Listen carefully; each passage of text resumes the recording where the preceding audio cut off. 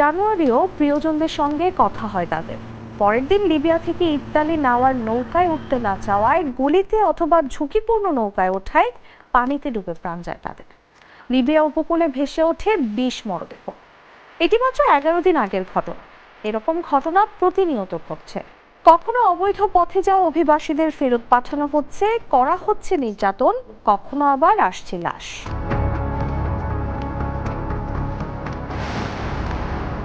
কিন্তু প্রশ্ন হলো, জীবনের অনিশ্চয়তা জেনেও কেন অবৈধ পথ অবলম্বন করে অভিবাসীরা বিদেশে পাড়ি জমাচ্ছে? তাদের ভবিষ্যৎই বা কি? আজকের জাগো বিশ্লেষণে খুঁজবো এসব প্রশ্নের উত্তর। সঙ্গে আছি আমি তাসলিমা তিথি। বাংলাদেশের যুব সমাজের একটা বড় অংশের বিদেশ যাওয়ার আগ্রহ অত্যন্ত প্রবল।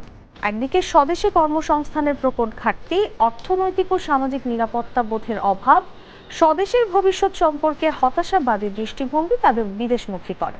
অনেকে স্বপ্ন দেখেন বিদেশে গিয়ে অনেক টাকা আয় করে পরিবারের ভাগ্য বদলানোর। কিন্তু সবাই কি ভাগ্য বদলাতে পারেন? বেসরকারি দাতব্য সংস্থা ব্র্যাকের অভিবাসন কর্মসূচির তথ্য অনুযায়ী অবৈধভাবে ভূমধ্যসাগর পাড়ি দেওয়ার ক্ষেত্রে সমগ্র বিশ্বে বাংলাদেশের স্থান তৃতীয়। সরকারি পরিসংখ্যানের বাইরে কতজন কত রকম অবৈধ পথে প্রবাসে যাচ্ছে তার কোনো হিসেব কারো কাছে না থাকলেও সেই সংখ্যা হাতে গোনার উপযুক্ত নয়। অবৈধভাবে প্রবাসী অবস্থানকারীদের মধ্যে অনেকে কিছুটা শিক্ষিত এবং নিম্নবিত্ত ও মধ্যবিত্ত ঘরের সন্তান।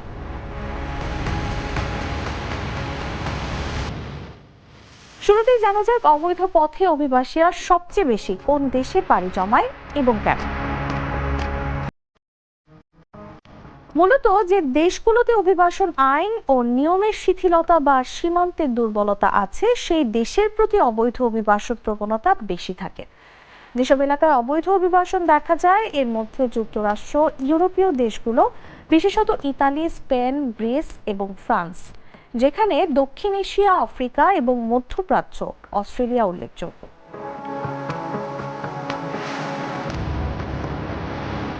কিন্তু অবৈধ পথে অভিবাসী হতে মরিয়া কেন? ব্র্যাকের অভিবাসন বিভাগের প্রধান শরীফুল হাসান সংবাদ মাধ্যম ডয়েচে ভেলেকে দেয়া এক সাক্ষাৎকারে জানান, গত 10 বছর ধরে ভূমধ্যসাগর পাড়ি দিয়ে যারা ইউরোপে যায় তাদের মধ্যে সবচেয়ে বেশি বাংলাদেশি। গত বছর কমপক্ষে 14,000 বাংলাদেশি এভাবে ভূমধ্যসাগর পাড়ি দিয়েছে। তাদের কাছে যে তথ্য আছে, 2009 সাল থেকে 2024 সাল পর্যন্ত 84,000 বাংলাদেশি এভাবে সমুদ্র পথে ইউরোপে গিয়েছে। প্রতি বছর গড়ে অন্তত 100 বাংলাদেশি এভাবে মারা যায়। অভিবাসন বিষয়ক বিশ্লেষকদের মতে আগে এরা আকাশ পথে যেতেন, কিন্তু কড়াকড়ি হওয়ার পর এখন ভূমধ্যসাগর হয়ে যান। যারা যান তারা নিজেরাও জানেন যে এটা ঝুঁকিপূর্ণ, তারপরও যান। কারণ কেউ কেউ তো শেষ পর্যন্ত যেতে পারেন। তারা বলছেন এর সঙ্গে শুধু দেশীয় নয়, আন্তর্জাতিক চক্রও জড়িত। মূলত অর্থনৈতিক, সামাজিক, রাজনৈতিক, ডেমোগ্রাফিক, পরিবেশগত বিপর্যয় সহ নানা কারণে পারিপার্শ্বিক বাস্তবতা মিশে যায় একজন ব্যক্তির পারিবারিক ও ব্যক্তিগত মন মানসিকতার সঙ্গে। অভিবাসীদের বিদেশে নিতে দালাল চক্রের বিশাল হাত রয়েছে।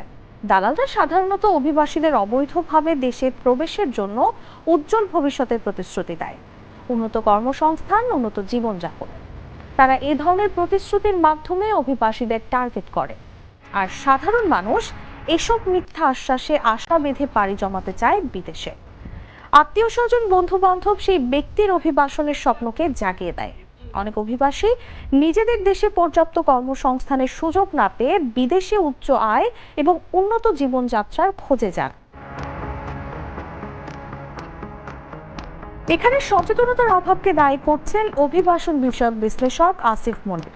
সংবাদ মাধ্যম ডয়েচে ভেলেকে দেয়া এক সাক্ষাৎকারে তিনি বলেন, প্রতিজনের 16 থেকে 20 লাখ টাকা লাগে, কিন্তু এই টাকা খরচের পর অনেকেই বিপদে পড়েন, মারা যান, বন্দী হন, ক্যাম্পে আটক হন।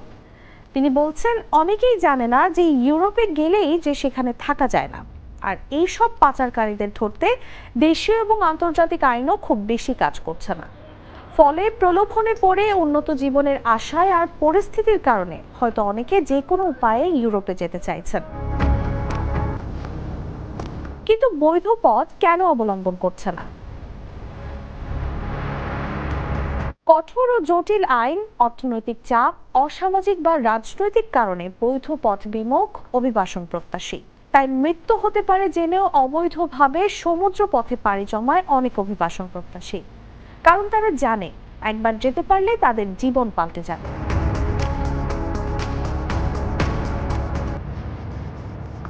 অবৈধ অভিবাসীদের ভবিষ্যৎ কি?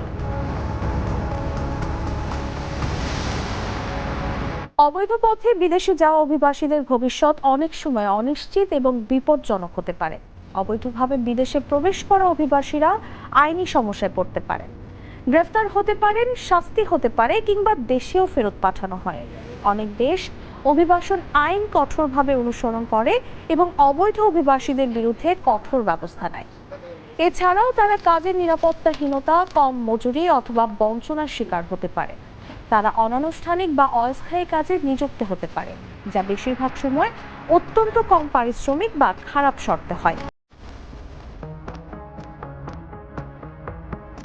অবৈধ অভিবাসন ঠেকাতে কি করণীয়? সমুদ্র পথে অবৈধভাবে বিদেশি গমন ঠেকাতে পররাষ্ট্র মন্ত্রণালয়ের বিভিন্ন দেশের নিযুক্ত বাংলাদেশের রাষ্ট্রদূতদের সঙ্গে এক বৈঠক অনুষ্ঠিত হয়। ওই বৈঠকে সমুদ্র পথে অবৈধ উপায়ে বিদেশ যাত্রা রোধে বেশ কিছু সুপারিশ প্রণয়ন করা হয়।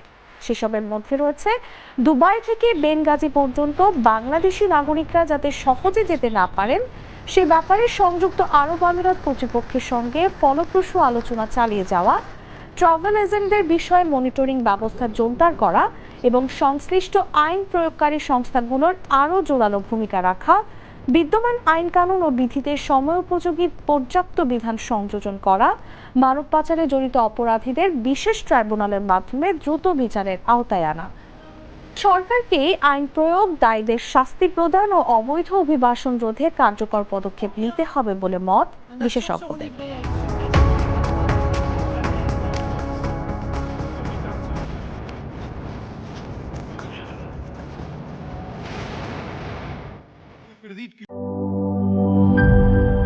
Cheer up! চলো পুরাই খুশি নতুনের সাথে তুলে নিয়ে হাতে cheer up, oh oh cheer up, oh oh cheer up.